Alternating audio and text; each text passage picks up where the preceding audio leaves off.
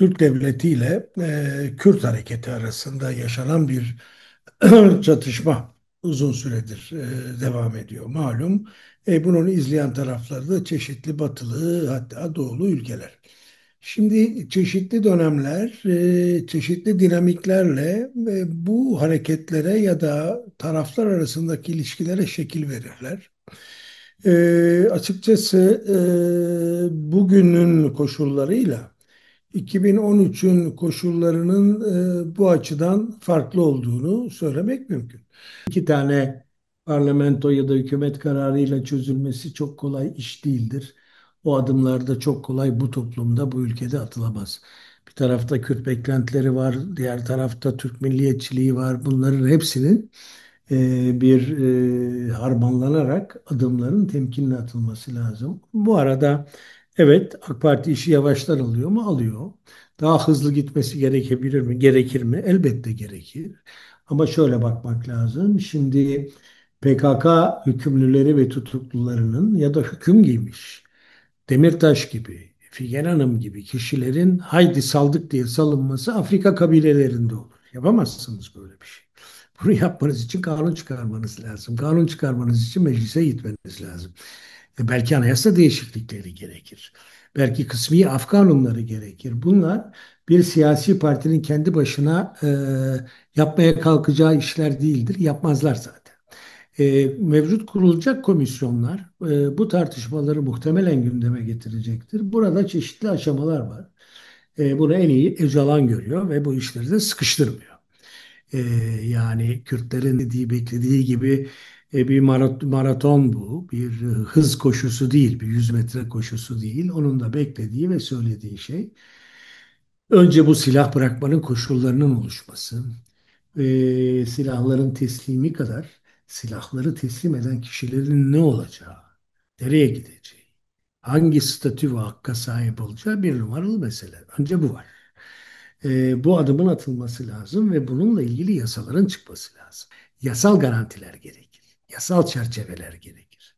Dolayısıyla birincisi budur. Yani bütün militanların şu anda dışarıda olan militanların hakkı hukuku ne olacak? Kim nereye gidecek? Kimler Türkiye'ye gelecek? Onun arkasından ikinci önemli husus tabii şu anda PKK ya da çeşitli Kürt siyasi partileri adına hapiste olan insanların durumu. Bu da dediğim gibi bir dizi yeni yasa, yeni düzenleme, belki de af kanunu kısmen gerektirecektir. Öcalan da bunun farkında. Bahçeli de bunun farkında. Bunun toplumsal desteğinin olması lazım. Toplumsal desteği temsil edecek tek şey mecliste kurulacak komisyondur. Tüm partilerin katıldığı ve tüm partilerin onayıyla alınacak çerçeve kararlar ve bundan sonra çıkacak yasalar. Dolayısıyla esas olan burada sürecin bozulmadan devam etmesi. Bu adımların yavaş yavaş gerçekleşmesidir. Bundan sonra başka bir mesele, Kürtlerin bazı temel talepleri var. E, Bu taleplerden en önemli geleni nedir? Özgür siyaset yapmak. Özgür siyasi zeminin oluşturulmasının koşulları var. Siyasi partiler kanunun buna göre gözden geçirilmesi var. Meclis tüzüğünün buna göre gözden geçirilmesi var. Bunlar çok büyük projelerdir. Yavaş yavaş ilerlenecektir diye umuyorum. Hızlı bir şekilde olmasını zaten ben beklemiyorum. Tabii burada çok önemli bir şey var. SGD, Öcalan SGD'nin entegrasyonuna nasıl bakıyor? O SGD bir özerk alan koruyabilecek mi? Türkiye bu özerk alanı kabul edecek mi? Bütün bunlar şu anda fokuslanılması gereken asıl büyük sorunlar. Yani Rojava'daki PKK varlığı, yani SGD temel olarak PKK demektir. Her ne kadar böyle görmek istemese de kendilerini onlar başkaları karşısında oranın statüsü hukukuyla ilgili bir netleşme gerekir. Hem milliyetçilikleri içerir, hem endişeleri içerir. Ne kaybedeceğiz sorularını içerir, güvensizlikleri içerir.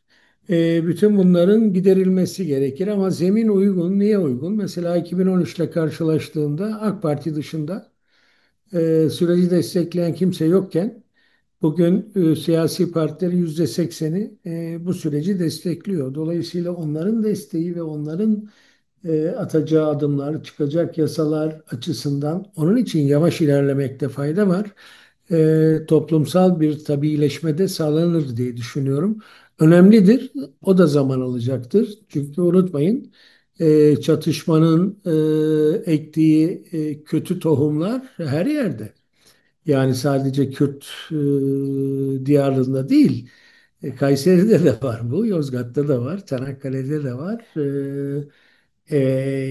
Dediğim gibi bir de yeni bir şey ortaya atıldığı zaman dünü temsil edenler hop dedik ben ne kaybediyorum derler. Bu bir milliyetçilik türüdür.